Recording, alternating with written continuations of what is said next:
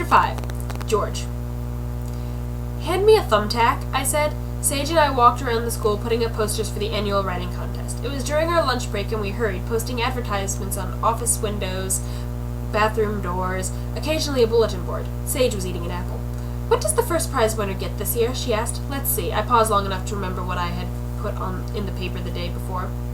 Then in my radio announcer voice, I said, the big winner will receive the following prizes. His or her picture in the school newspaper, a review of his or her work in the Kalamazoo Gazette, dinner for two at TGI Fridays in Portage, and of course he or she will read a chapter over the intercom at the beginning of each day until the work is completed, however long or short it may be. I stabbed a thumbtack into the bulletin board in the library, then stood back and admired the poster. I was proud that Andrew, a friend of mine, and I had come up with the idea to advertise the contest this year. Usually it's announced only to English classes. Sage and I left the library, me carrying a stack of bright yellow and purple posters, our school colors, and Sage with a box of thumbtacks and half an apple. I was still thinking about the contest and how good Sage smelled standing right there next to me, kind of apple-y, when Sherry came up. Some guy I didn't know tagged along behind her. They were connected at the hands. I wondered how long this boyfriend would last. Oh! Sage, Sherry called. She waved with her free hand and clumped over to us. The guy smiled at Sage and me. He couldn't seem to take his eyes off Sherry. Maybe it was her clothes. Sherry is what Sage would call an individual. She keeps her hair cut short, she's pierced her ears 1,000,000 times, and she always wears hiking boots, no matter what else she has on. It was the boots making her clump. Look at this, Sage said, grabbing a poster from the pile I held and taking it over to her friend. The writing contest. No way, Sherry says, lifting her hands, including the one her newest friend held to her lips. A writing contest? A writing contest! Sherry's voice was nearly a shriek of excitement. Sage nodded. Happens every year, I said. Are you gonna? Sherry asked. No way, Sage said. Gonna, I thought. Gonna? George, tell her to, Sherry said. You're the man with all the writing talent. Tell her to. To what? I asked. To enter the contest, Sherry said. Then she looked at the wall clock. We're late, Randy, she said to her friend, and then to us. We've got to get to study period. You know, make-out hour. Oh, I said, and the rest of my words stuck in my throat. Bye, you two, Sherry clumped off, pulling Randy behind her. Sage looked at me. Her eyes shone. I could see she wanted me to tell her to enter the contest. I moved away to tack up another poster. My hands were sweating. I hoped my deodorant would hold out. Sage came up behind me, the heels of her shoes tapping against the tile floor. Help me, I prayed to the gods of writing. Get me out of this. I hope your stupid friend Andrew doesn't win again, Sage said. She stood next to me, finishing off her apple. She kind of gestured with her head at Andrew, who came towards us carrying his own stack of posters. Darby, I called to him, hoping to create enough of a distraction that Sage would forget about getting me to tell her to enter the contest. I told you I had this side of the school. Sherry and Randy hurried past Andrew, who watched them leave, shaking his head. Just checking to see if you needed any help, Darby said. I can see that you don't. Andrew Darby is one of my best friends, not including Sage, I mean. Last year he won the contest with a book of satirical essays. No, Andrew, I'm helping George, Sage said. She sounded a little snotty. She really doesn't like him, though I'm not sure why. We got everything under control over here.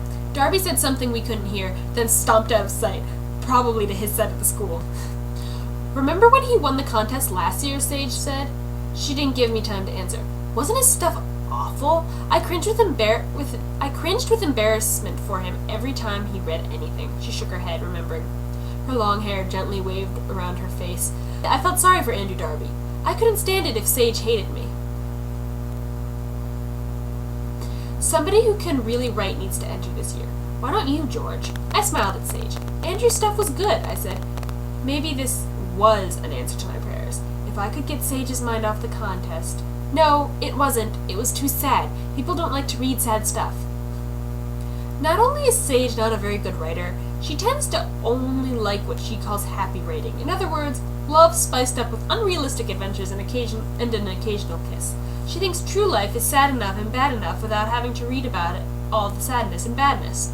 There was no way she would have liked Andrew's essays about being old and saving nearly extinct animals and helping the homeless. Plus, Sage hasn't liked Andrew Darby since the moment she laid eyes on him, and vice versa. You might say Sherry and I feel the same way about each other. I'm not entering, I said. I don't like competition. That's the truth. We were at another poster placing location.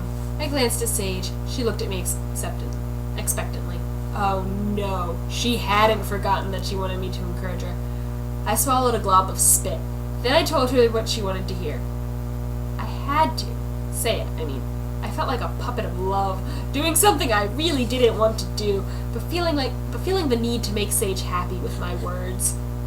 You do it instead, Sage. You enter. My mouth hardly moved. Sage bit at her bottom lip like she was trying not to smile. You think so, George? I shrugged. Sure, why not? No, I wanted to scream. I don't think so. What I really think is that you should burn Angelica at the stake. Now I had one more reason not to like Sherry. Could things get any worse? Then a thought surfaced. Sage never finished any of her writing. What made me think she would finish something now? A bit of peace entered my harrowed soul. I turned to Sage and looked at her. Really looked at her, past her beautiful hair and perfect skin and green eyes. She looked way interested in what I had just said. I started feeling nervous again. Something clogged up my throat. I think it was my tongue. Maybe you could turn in something mathy, I said. It sounded like I was gargling with a bunch of numbers. Well, I don't know if I will enter, Sage said. She had a faraway look in her eyes. Maybe not, she said. She shook her head. I don't think so. Thank you. Relief flooded my body, making me feel lightheaded. It was while I was in this lightheaded state that I saw Bobby Taylor coming in at the end of the corridor. I turned my back, hoping that somehow he wouldn't recognize Sage and me. But how could he miss us? Hey! Bob's voice traveled down the hall. I felt my back stiffen. Sage turned towards him. Oh, hi, she said.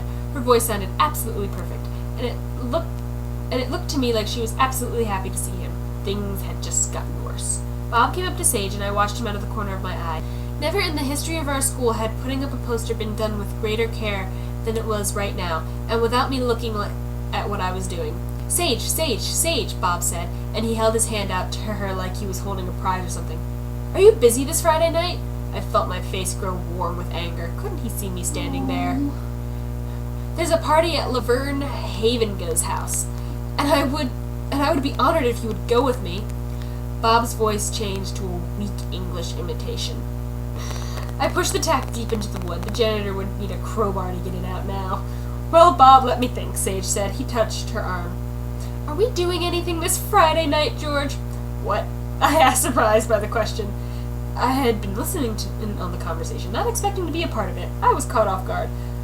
Bob Taylor laughed, and for a brief moment I hated his guts even more. I would have glared at him, but I was pretending not to listen. Are we doing anything on Friday night? Her hand was warm on my arm. Why in the world was she asking me? We always decided what our weekends would be, but not in front of other people. Usually it was casual. It was a casual thing, like let's go to the movies, or you want to go ice skating? Never this. Never the third degree with a hated enemy watching. I kept pretending not to listen, but I felt stupid. Now I felt stupid. I answered. She smiled at me. Friday. No, of course not. We don't have any plans. Go ahead and go. Have a good time. I felt like maybe I should take out a cigar or a pipe and light up. I sounded like somebody's father. He's given you permission, Sage, Bob said. If I had had a gun right then, I would have shot myself in the foot. No, I would have shot Bob in the foot. I glanced at him. He leaned close to Sage, so close I could smell my favorite aftershave on him. I vowed never to wear it again. Then I looked at Sage. She smiled in such a way that I thought my heart would fall onto the floor and just keep right on beating. And it wasn't a clean floor either. All right then, if George and I don't have plans, I guess I'm free, Sage said. I tried to smile, but my lips kept getting stuck on my teeth.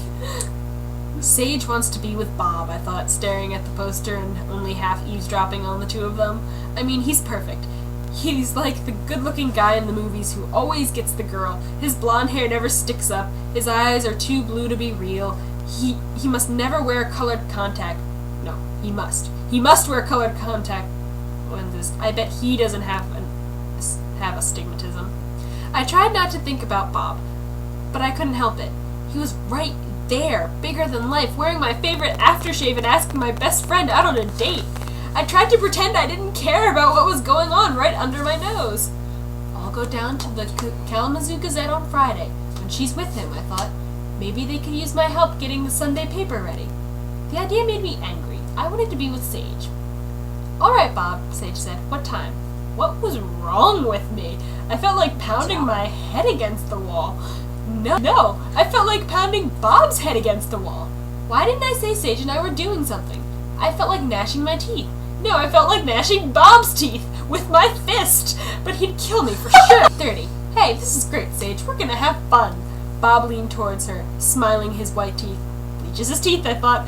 I pushed the tacks in hard one more time.